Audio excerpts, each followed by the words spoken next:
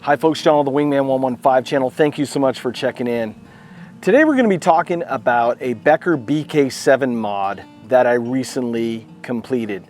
Now, I've been doing this YouTube channel for a number of years and I've tested out hundreds of knives and I've never had a chance to test out a Becker. Well, I finally had a chance to get a hold of a Becker BK7, and it got me thinking that everybody under the sun has done a Becker BK7 review. What can I do that is just a little bit different than all the other videos that are out there that you might be interested in? Well, I figured that I would do a mod video just to show you folks how easy and simple it is to make a knife your own and add your own little take and mojo into a knife. So without further ado, let's cut away and let's showcase the Becker BK7 that I modded. It starts now. All right, let me take you step by step on how I was able to make this knife look this way. First off, I etched in all the logos front and back. I etched in the BK7 logo and the BK Ka-Bar logo here. If you don't etch it in first and you remove the epoxy, you're not going to see the logo. So what I did was I went to Fry's Electronics and I bought some ferric chloride and I cleaned it up with alcohol first, got all the oil and just any sort of residue off there. Then I would take a Q-tip with the ferric chloride and I would overlay it on top of the logo, and I would leave it basically overnight for about 12 hours. After that, I would rinse it off, clean it up with a toothbrush or some sort of brush, and then I would do it again. So I did both sides twice. So we're looking at 24 hours each side, just so I could get a pretty good etch in there. Now, depending on the steel, depending on the hardness of that steel, I'm sure that it's gonna vary on how long you need to leave that on. But being that it was my first time, I really wanted to make sure that I had a really good etch in the blade, and I think it came out really nice. After that, I had used some Jasco Premium Paint Epoxy Remover. I just got it at Home Depot in their paint section, and it was the 15-minute type. Sprayed it on, let it set the full 15 minutes. The epoxy immediately started bubbling up, and I would take a putty knife and I would use that just to scrape the epoxy off. When I was done with that, I rinsed it under water and then I cleaned it with isopropyl alcohol to get all that off there.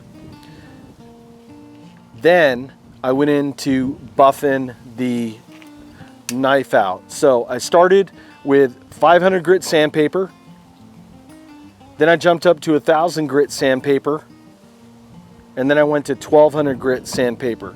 And I wasn't looking for like a mirror finish on here because this is going to be a working man's knife and I want to be able to get that patina in there. But I just wanted to clean it up, make it look nice. The spine is polished, as you can see, all the way around. The pommel polished, and just had fun with it. And I think that it just makes it pop and it looks really good. Now, originally I had the original handles on there and I started stimpling them. What I did was I used a wood burning pen that had a sharp point on it, and I had my little design how I wanted to do it. I laid it out, and then I just started making little dots in there inside the design, which I thought came out really good.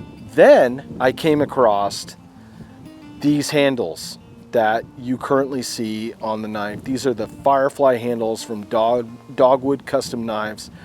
Dan Eastland over there invented this technology, and what this is that these are glow-in-the-dark crystals in there. In 30 minutes of direct sunlight, you're going to get 8 to 12 hours of glow out of this. So this way at night, if you drop your knife, you're going to be able to see it. I love that. I'll show you some photos of these handles in a dark space here in a little bit, and how much glow comes off that. So shout out to Dan Eastland, the inventor of this technology. It looks awesome. He makes these for all the BK lineup. It's just crazy. And they come in orange, they come in blue, they come in green, and they also come in clear. So a little bit of something for everyone out there. If you're interested, I'll leave a link in the video description below. Next, let's talk about the sheath. The sheath is a C2G Fab sheath. Gary Lawson is the owner operator of C2G Fab, and I got a hold of Gary. We've been Facebook friends for quite a while now, and we have a lot of mutual friends through the knife community. And I got a hold of Gary and I said, hey, look, I want to have a custom Kydex sheath made for BK7 that I am modding. So he got a hold of me and he says, well, tell me what you want. So I told him what I wanted, and then he came back and gave me a few suggestions and ideas, and this is what Gary came up with. Just a beautiful custom Kydex sheath that Cryptek Kydex on there. Just pops, looks really well. I wanted to do a little bit of a dangler style, or more of a drop style sheath, because with the blade being so long, I didn't want it to ride high on my belt or on my hip. Also got a really cool fire steel and a ceramic rod for doing touch-ups on the knife. It just looks outstanding, especially with that carbon fiber Kydex that just runs the outside perimeter of that sheath. Just beautiful looking sheath. And I will also leave a link in the video description below on how to get a hold of Gary if you are interested in getting a custom sheath made. Well, that was a quick look at my modded Becker BK7. Hey, let me know in the comments down below what you think. Do you love it? Do you hate it? Is there something else that you would like to do on this blade?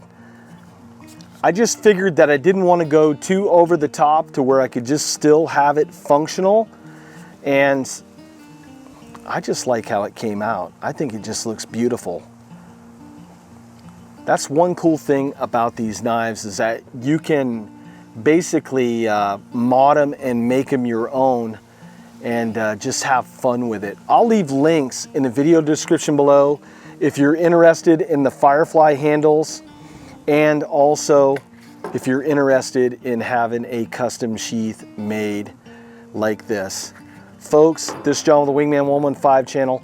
I thank you so much for watching. If you're not a subscriber, please click that subscribe button and the bell that's beside it. That way you get notifications of when I put out brand new videos.